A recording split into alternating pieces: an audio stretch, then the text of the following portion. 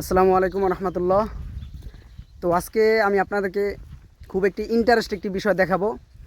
Interest এবং অবাক করার একটি বিষয়। সেটা হলো আমাদের গ্রামের পাশের গ্রামে একজন লোক একাই একটি পুকুর খনন করছে।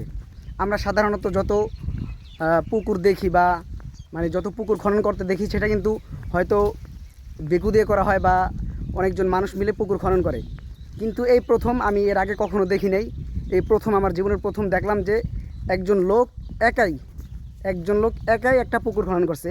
তাও আবার 2 মাস, টানা 2 মাস যাবৎ সে লাগাতার কাজ করে একটি পুকুর খনন করছে। তো এখন বলতে পারেন যে ভাই, পুকুর তো দেখার মতো কিছু নাই, বা পুকুর দেখার জন্য এটা আসার কী আছে, এটা অবাক করার কী আছে? হ্যাঁ, এটা অবাক করার যদিও বিষয় না, কিন্তু অবাক করার বিষয় হচ্ছে যে একজন লোক একাই একটি পুকুর খনন করছে। ঠিক আছে, তো আজকে আমরা সেই পুকুরটি দেখার জন্য আসছি। জানি না ওই লোকটাকে এখানে পাই কিনা, উনি নাকি সারাক্ষণ ওই পুকুরে ওই জায়গায় থাকে। তো জানি না পাই কিনা, তারপর দেখি, যদি পাই তাহলে আপনাদেরকে অবশ্যই দেখাবো। তো অবশেষে আমরা চলে আসলাম সেই পুকুর পাড়ে। তো পুকুরটা হচ্ছে রাস্তা থেকে একটু দূরে। আপনাদেরকে যদি দেখাই, সেটা হচ্ছে ওই যে ওখানে আর কি মনে হয় কিছু লাগাইছে, এই যে এখানে আর কি পুকুরটা। তো এখন আমাদেরকে এখান দিয়ে যেতে হবে। তো দেখি, বিসমিল্লাহ।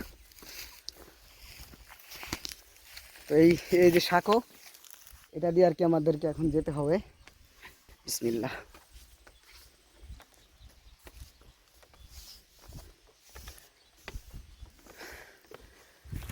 ভাই, প্রচুর পরিমাণে গরম এবং রোদ দেখতেই পাইতেছেন।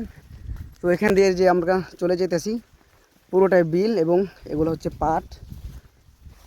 তো এখান দিয়ে আমরা চলে যেতেছি সেই পুকুর পাড়ে, যে পুকুর নাকি একাই একজনে 2 মাস টানা লাগাতার কাজ করে সে পুকুরটি খনন করছে।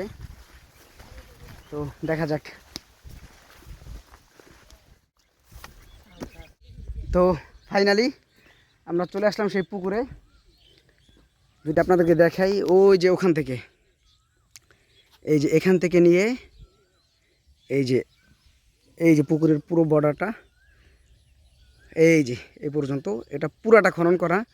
তো মাঝখানে কিছু জায়গা খনন করতে পারে নাই, হয়তো ইচ্ছা করে করে নাই। তো মাঝখানে কিছু জায়গা পাট লাগানো আছে,